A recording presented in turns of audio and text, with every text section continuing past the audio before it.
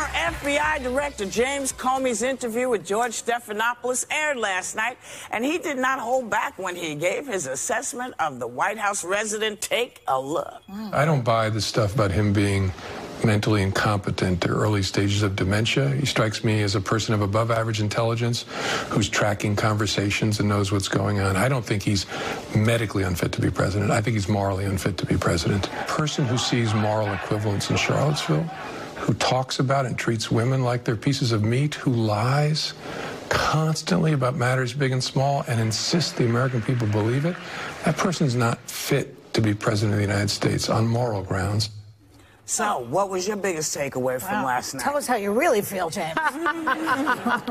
He will on Wednesday when he's here. That's right. I thought one thing that it's not something new I saw. You know, we saw quotes in reading the book. You hear that he comments on some of the physical attributes, you know, the color of the skin, the hands.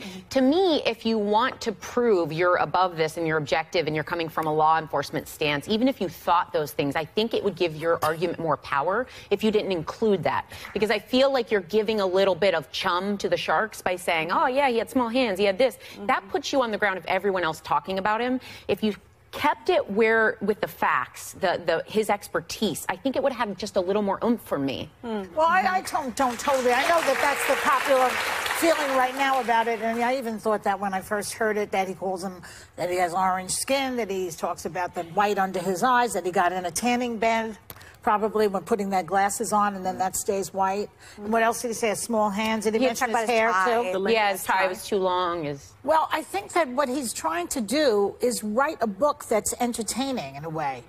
He's writing, as if he's writing a novel almost, like he's a writer, James Comey. I was reading the book. It's very readable. It's not a boring book. Yeah. And so I think that that's what he was attempting to do. It wasn't that he was being, you know, like petty.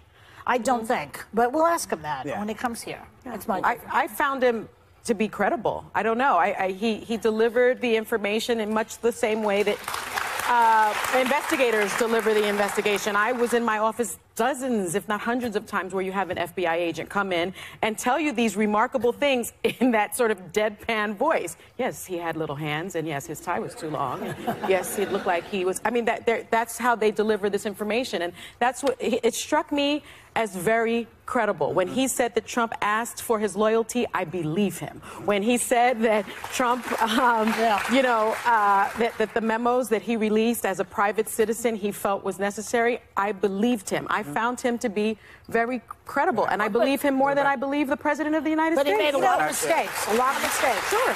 I think the problem with James Comey is he can't decide what he is. Is he this Boy Scout defending the FBI, like you said, or is he a media personality and a highly political animal? And a lot of the things he was saying just don't add up to me. Number one, that dossier he keeps talking about is unverified, and it was paid for by President Trump's enemies. Well, the PP tapes that he keeps talking about is unverified. Number one. He does say that that's unverified. He does say that that's unverified. But he keeps talking about it in a way. Again, then why are we bringing it up? It's unverified. This unverified information. Because it's lascivious and salacious. That's why. And you're exactly right. But I agree. But we're trying to get to the bottom of what really happened here, and if there is any criminal activity with Russia. I will say that he's talking about every decision with Hillary Clinton being made because of politics. He talks about expecting her to win the election. Candidates winning elections should make no difference in your decision as the head of the FBI whatsoever. I agree with that. We agree. I agree with that.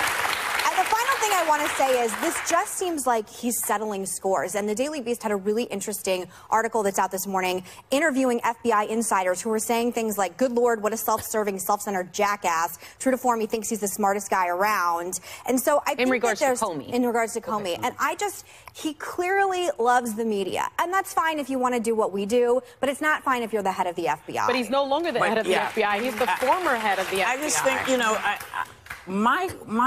I have a couple of questions, but one of them is, when did you realize that your credibility had gone out the window? Because he used to be a very, very credible guy. He was dry as hell, but you knew that what he was doing, I mean, he was dusty dry. Very dry. You know? Robotic almost. But you knew that he would get this side and this side. It didn't matter. And somewhere along the lines, the politics shifted, and he got involved in places where he shouldn't have been involved and didn't know how to say what he needed to say. Like, you know, don't tell me you're reinvestigating. What you were actually doing is you got new information and you were cross-checking to make sure you had everything. That's different than saying we're reopening the investigation. That's like, ooh, we think we found some new stuff. As opposed to, listen, we just got all this new stuff. We just want to make sure we didn't miss anything. That's different. So I'm wondering...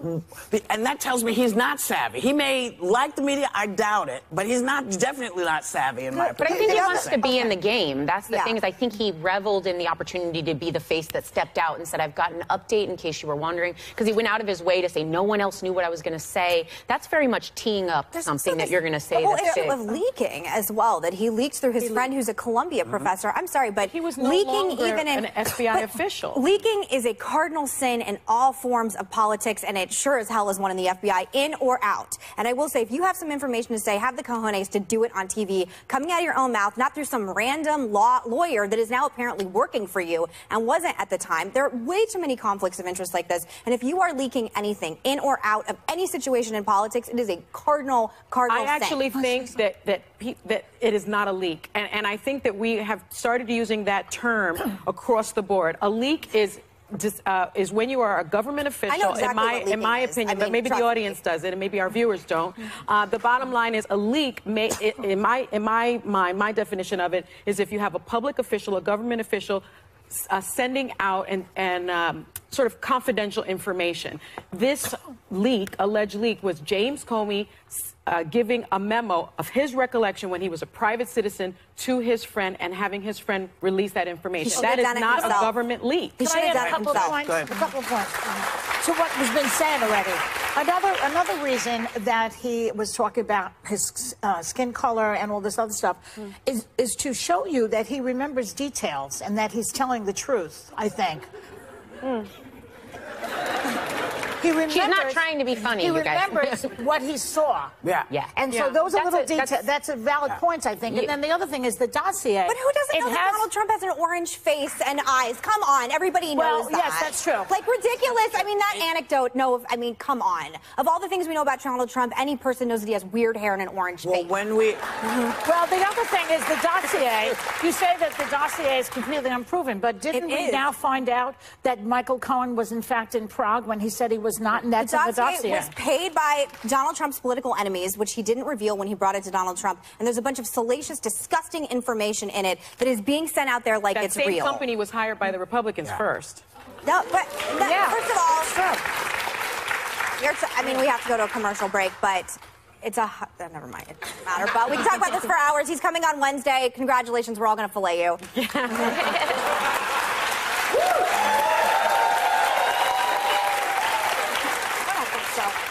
Actually, we're not all going to fillet you. We just want to know what the hell went on, man. Yes. We just want to ask you what happened. Going on. I mean, there was a break-in in the Watergate complex.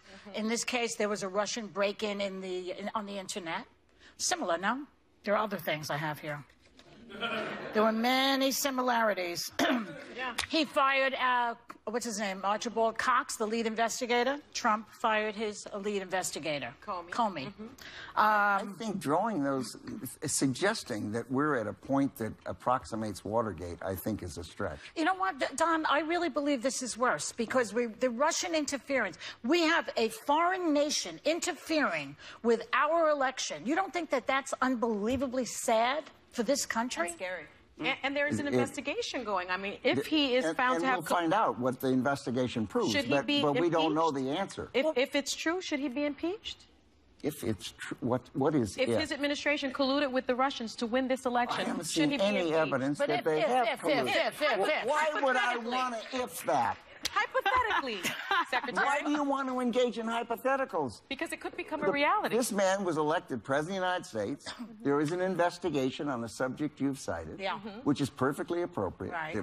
Every administration has investigations. And a special prosecutor. Nothing has been concluded, but I have a sense you may be jumping to conclusions. No, but but it's a hypothesis. No, but she's not jumping to conclusions when she says it is a fact that the Russians interfered in the election. We know that for a fact. Do we think other countries haven't had messed around in our country before?